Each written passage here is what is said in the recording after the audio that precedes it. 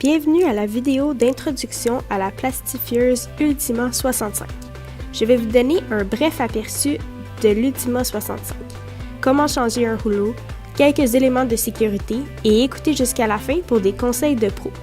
Faites attention, cette machine utilise une chaleur intense pour faire fondre l'adhésif de plastification, donc faites attention de ne pas vous brûler. Commençons. Voici l'Ultima 65, le dernier cri en technologie de finition. Elle offre une excellente occasion de vente et protège et rehausse les affiches et les impressions grand format de vos clients. Grâce à cette machine, vous serez en mesure d'offrir à vos clients des options de plastification de fini mat ou lustré. Chargez le rouleau mat en dessous et le rouleau lustré sur le dessus. Les rouleaux commandés sur Compass seront livrés en paquets de 2 avec les 2 styles. Voyons maintenant comment charger les rouleaux. Étape 1. Soulevez le capot thermique de sécurité et baissez la table d'alimentation en appuyant sur les loquets de la table. Étape 2. Si vous chargez la pellicule, coupez les pellicules inférieures et supérieures entre les rouleaux et les barres de renvoi. Étape 3. Levez les 4 leviers de la pellicule, désappuie et retirez les vieux rouleaux de pellicule. Étape 4. Replacez les rouleaux sur les barreaux de soutien. Ouvrez la table d'alimentation et déposez le rouleau de pellicule sur la barre de renvoi et le bord de la table d'alimentation. Retirez l'embout gris foncé du barreau de soutien en le tirant. Assurez-vous que l'anneau est configuré pour la bonne largeur de pellicule et insérez le barreau de soutien au centre du rouleau de pellicule, puis replacez l'embout gris foncé. Assurez-vous que la pellicule est alignée avec l'anneau et que les rouleaux du haut et du bas sont alignés durant l'installation. Étape 5. Installez les nouveaux rouleaux de pellicule en vous assurant de placer le rouleau mat en dessous et le rouleau lustré sur le dessus. Étape 6. Fermez les 4 leviers de pellicule sur les appuis. Étape 7. Déroulez la pellicule du bas par-dessus celle du haut. Déroulez le rouleau mat du dessous et couvrez le dessus des rouleaux. Déroulez le rouleau lustré du dessus et couvrez la pellicule du rouleau inférieur. Assurez-vous que tous les bords sont alignés, sinon la colle s'accumulera sur les rouleaux.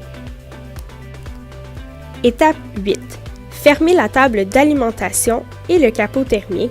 Tournez le rouleau supérieur d'un quart de tour supplémentaire pour donner du jeu à la pellicule du rouleau supérieur. Étape 9. En utilisant la carte de chargement inclue avec la pellicule, poussez-la entre les rouleaux chauffants. Continuez de pousser la carte de chargement en même temps de maintenir enfoncé le bouton Slow avancé.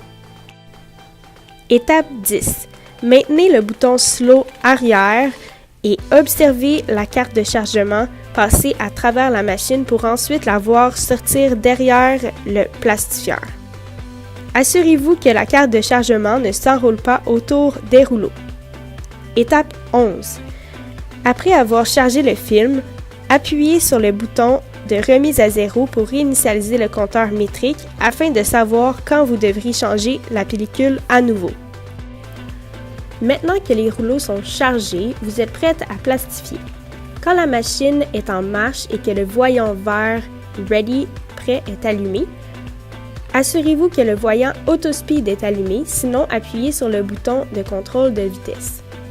Placez votre document sur la table d'alimentation et pour un fini lustré, insérez la fiche face vers le haut et pour un fini mat, insérez la fiche face vers le bas. Appuyez sur le bouton Run.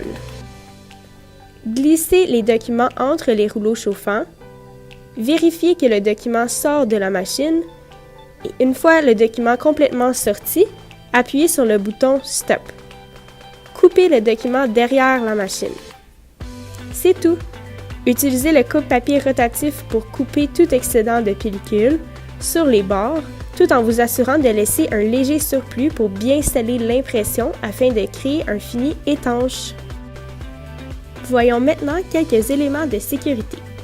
Le capot de sécurité sur le dessus empêche les contacts accidentels avec les rouleaux chauffants. Ils sont chauds, assurez-vous de garder les cordons et les cheveux loin des rouleaux chauffants.